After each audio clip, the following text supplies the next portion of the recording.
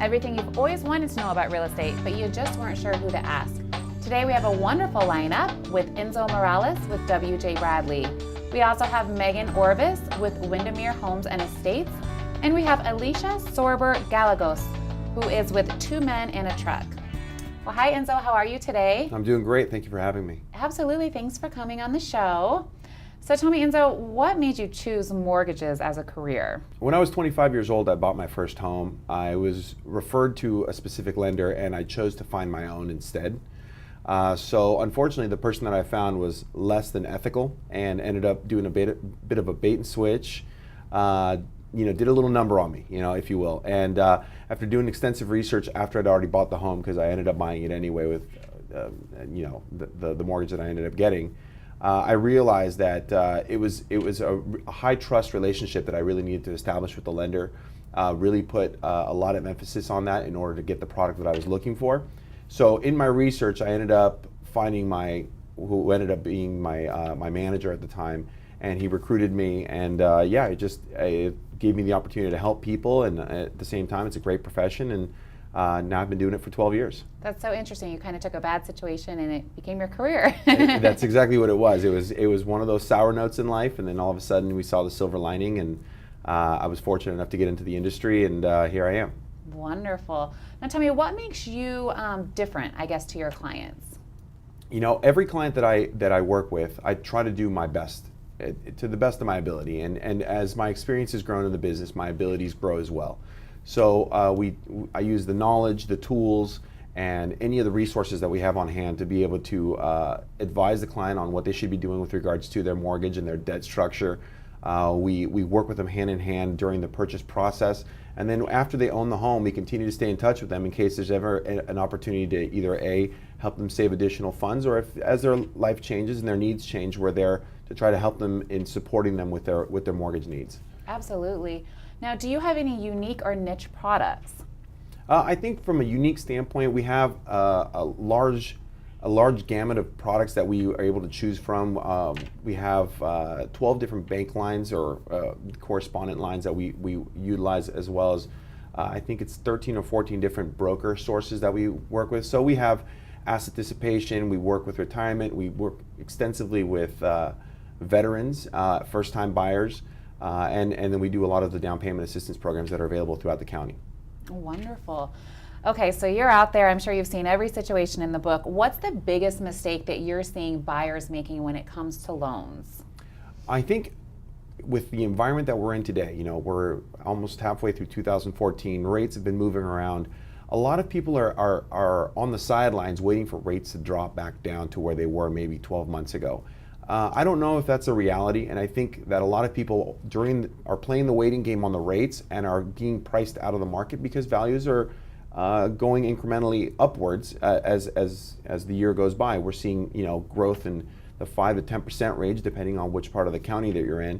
So while people are waiting for this magical rate to reappear, they're realizing that the home they could have bought 3 months ago for $400,000 is now being priced at $465,000 simply because things are warming up, they're heating up again. So my whole thing is just trying to manage expectations with regards to rates, finding the best opportunity we can for them from that standpoint, but also emphasizing that values are on the rise and we want them to take advantage of these lower prices while they're still available.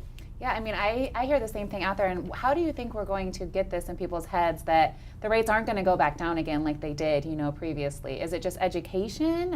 What do you do to really let your clients know, today is a good time to buy?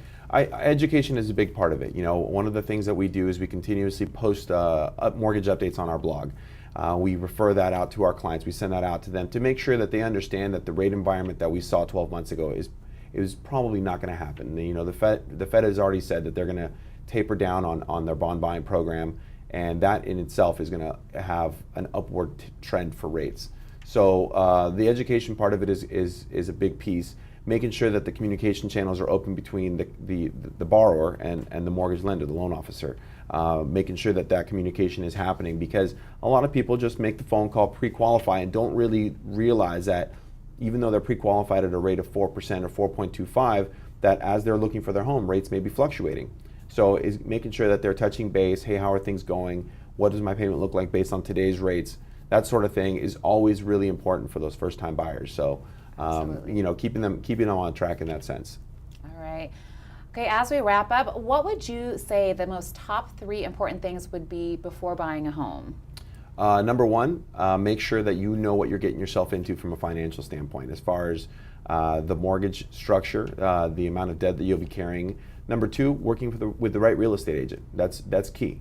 The real estate agent that you end up partnering with is somebody you have to have a high degree of trust for, and you have to, you know, be cognizant of what it is that they're doing, and that their competency levels are there. And lastly is making sure that the place that you buy is the place that you're going to be happy living in, because after all the dust settles and the realtor goes away and the mortgage lender goes away and the escrow is actually closed, you're the one who's going to be sitting there making the payments. So make sure it's the right place for you. Absolutely. And that brings me to a quick question. So what do you think about when people are buying nowadays? It seems like in the past people have bought from an investment standpoint. Okay, in a couple years I can refinance this or I can buy something else.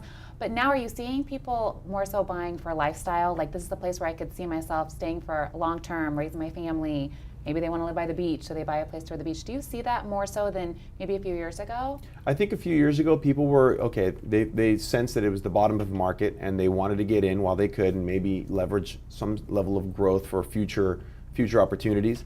I think the folks that are buying now, we have a lot more people listing their homes into a move-up situation where maybe they started with a smaller home and now they want to move into something bigger because their family have grown or circumstances, whatever the case.